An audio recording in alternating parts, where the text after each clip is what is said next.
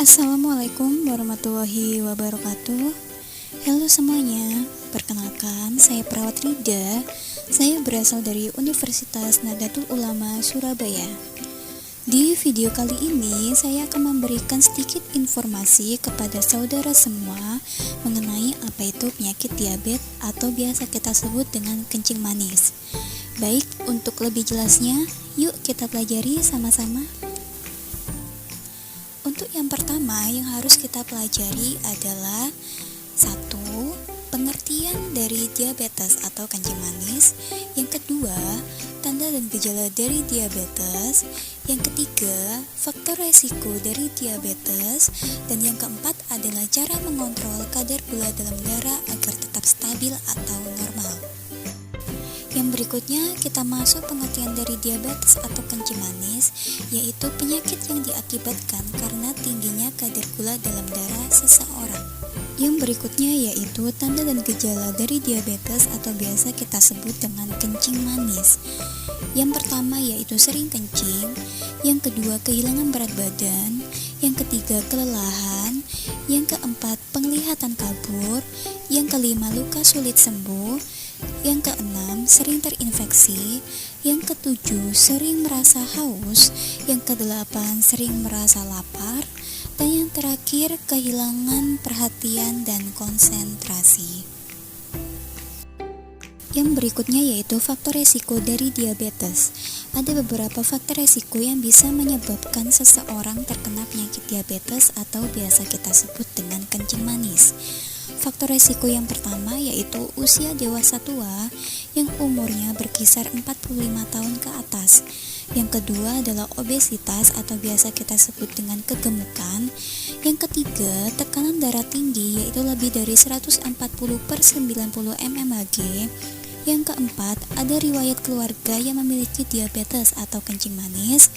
Yang kelima, riwayat kehamilan berat badan bayi lebih dari 4 kilo. Yang keenam, riwayat diabetes pada kehamilan. Yang ketujuh, kolesterol tinggi lebih dari 130 mg/dl. Dan yang terakhir yaitu asam urat tinggi lebih dari 250 mg/dl. Yang berikutnya yaitu komplikasi dari penyakit diabetes atau biasa kita sebut dengan kencing manis.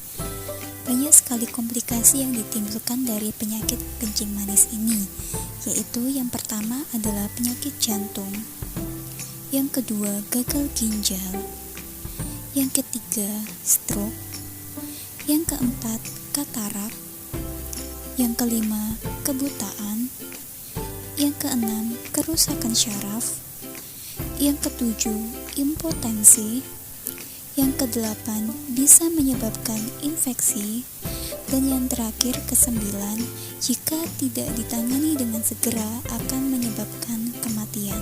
Sebelum saya menjelaskan mengenai bagaimana cara menjaga atau mengontrol kadar gula dalam darah kita agar tetap stabil atau normal, banyak masyarakat awam bertanya, apakah penyakit diabetes atau kencing manis itu dapat disembuhkan?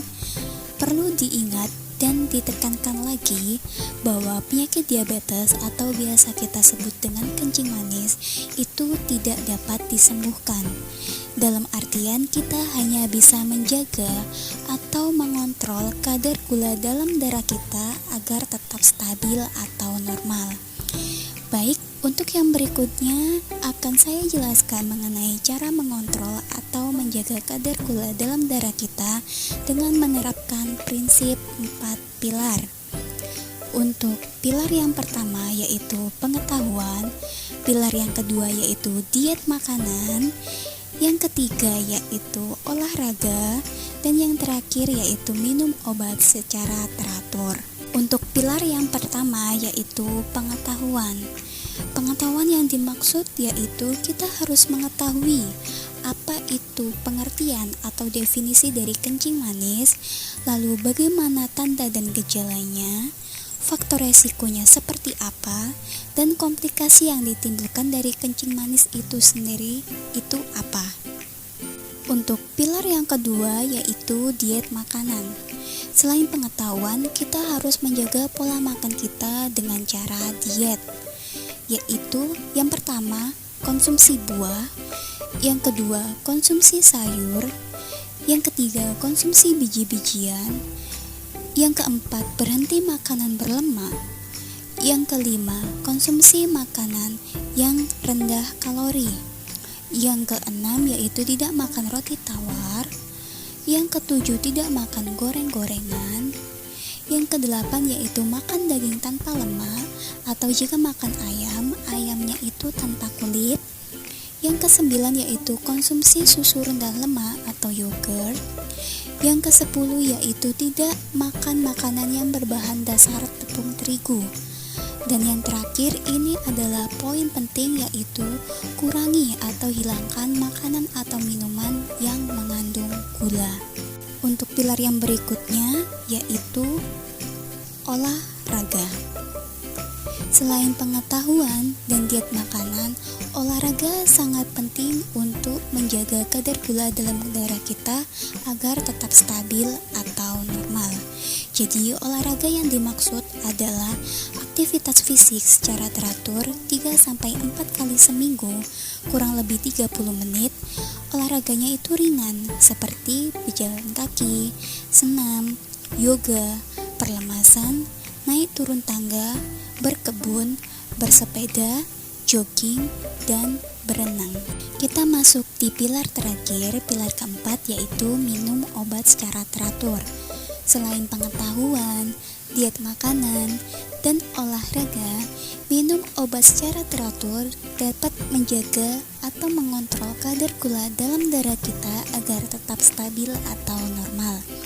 Jadi maksud dari minum obat secara teratur adalah mengkonsumsi obat-obatan diabetes atau kencing manis secara teratur. Jadi maksud dari teratur di sini adalah kita mengetahui jam-jam di mana kita harus mengkonsumsi obat-obatan kencing manis.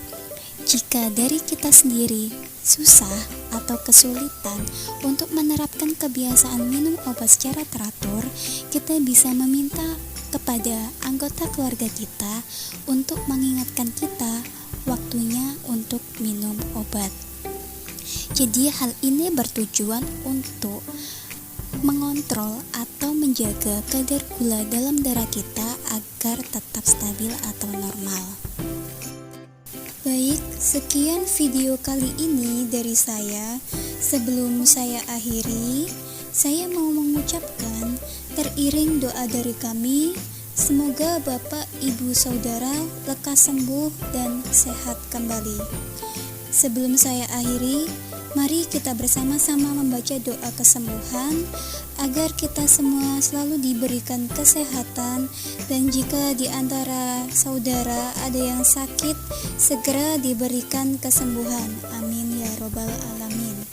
Bismillahirrahmanirrahim. Allahumma rabbana si adi bil ba'sya washfi wa anta syafi la shifa'ah illa shifa'uka shifa'an la yughadiru saqaman.